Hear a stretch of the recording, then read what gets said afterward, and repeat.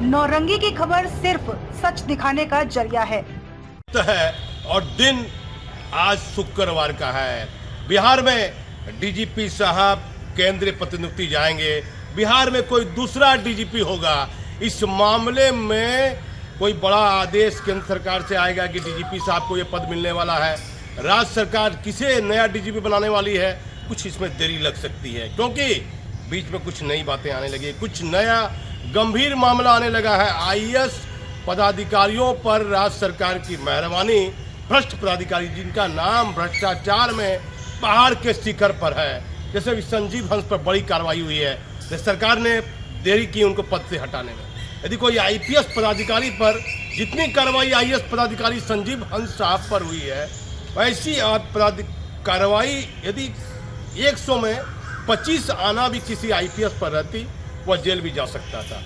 लेकिन केंद्र सरकार में ये चर्चा होती है बड़े बड़े नेताओं के बीच कि आईएएस पदाधिकारी बिहार राज्य सरकार के राजदार है, वही सरकार चलाते हैं। एक कौन बाबू है, रिटायरमेंट भी कर गए, सरकार के नज़दीकी हैं और केंद्र की बड़ी बड़ी जांच एजेंसी की नज़र उनके और उनके पुत्र परिवार पर है। क्या नोटिस गया है, नहीं गया है, कई तरह की चर्चा हो रही है। एक आईएएस पदाधिकारी विदेश में अरबों रुपए की संपत्ति है। चर्चा है कि ईडी विभाग ने कई आईएएस पदाधिकारी को नोटिस दिया है।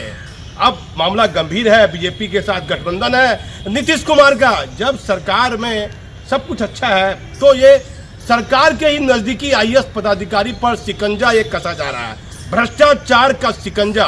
और ये भी सच है कि नीतीश कुमार माननीय मुख्यमंत्री बिहार के, वह आईएएस पदाधिकारी से प्रभावित रहते हैं। पहले आप देख लीजिए, आरसीपी सिंह नेता होता बन गए, अब चल रहे हैं, घूम रहे हैं, भागलपुर भी उनका दौरा है, और मनीष वर्मा साहब नौकरी छोड़ के आ गए। तो आईएएस पदाधिकारी को लेकर नीतीश कुमार चर्चा में रहते हैं, आईपीएस को लेकर चर्चा में नहीं रहते हैं। आईपीएस में बिहार में कार्रवाई होती है। एक चर्चा ये भी है कि आईजी रैंक के पदाधिकारी हैं जिस पर राज्य सरकार ने कार्रवाई करवा दी, और वह मानते हैं कि हमसे ईमानदार आईपीएस देश में पैदा नहीं लिया है। कैसे मुझ पर जांच हो गई? और जो जांच एजेंसी ने, जिस पदाधिकारी ने उन पर जांच की है, उसके खिलाफ लेकर लेटर पेटर कहाँ पत्राचार उन्होंने प्रतिवेदन कर दिया कि ये भ्रष्ट है, मुझे पैसा का डिमांड किए, ये किए, वो किए।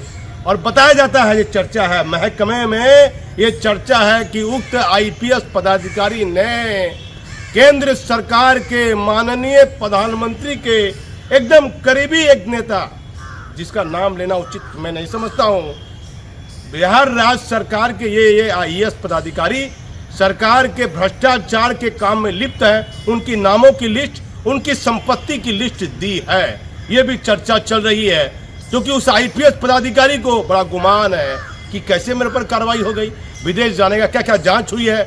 लेकिन बिहार राज्य सरकार ने अभी तक कोई बड़ी कार्रवाई पदाधिकारी पर नहीं की है, ना उन पर विभागीय कार्रवाई चली है। अब खबर ये है कि डीजीपी साहब कब जा रहे हैं, कौन नया डीजीपी होगा, और डीजीपी साहब के चहेते राठी साहब, 2002 बैच के पी कंदन साहब, विशाल शर्मा साहब, एक एडीजी और जो उनको साहब ने विधि व्यवस्था में डीजी रैंक के पदाधिकारी के आगे बिठा दिया था, प्रोटोकॉल के नियम विरुद्ध था।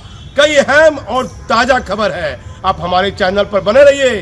क्या बिहार राज्य सरकार की मुसीबतें बढ़ेगी? या आईएएस पदाधिकारी जो सरकार के करीबी हैं, उन पर यदि कार्रवाई होती है, इसका मतलब बीजेपी और नीतीश कुमार का जो ये गठबंधन है, ये बनावटी गठबंधन कहीं तो नहीं है, पर्दे के पीछे कोई दूसरी कहानी तो नहीं चल रही है। ध्यान देना होगा मुख्यमंत्री जी, कहीं कोई बड़ा खेला तो नहीं होने वाला है। मैं भागलपुर से दीपक नौरंगी। बिहार सरकार के मुखिया नीतीश कुमार के कुछ करीबी आईएएस पदाधिकारी पर जांच एजेंसी की नजर। मुख्यमंत्री नीतीश कुमार को समझना होगा कि क्या केंद्र सरकार एजेंसियों के बहाने कोई बड़ा खेल तो बिहार में नहीं हो जाएगा। मुख्यमंत्री नीतीश कुमार के एक करीबी आईएएस और उनके पुत्र एजेंसियों की नजर में है। क्या बिहार में जदयू पार्टी और बीजेपी के साथ सब कुछ ठीक ठाक नहीं चल रहा है? प्रवर्तन निदेशालय की नजर में और सरकार के करीबी IAS पदाधिकारी, बिहार में बीजेपी पार्टी और जदयू पार्टी और सरकार के बीच क्या सब कुछ ठीक ठाक नहीं चल रहा है?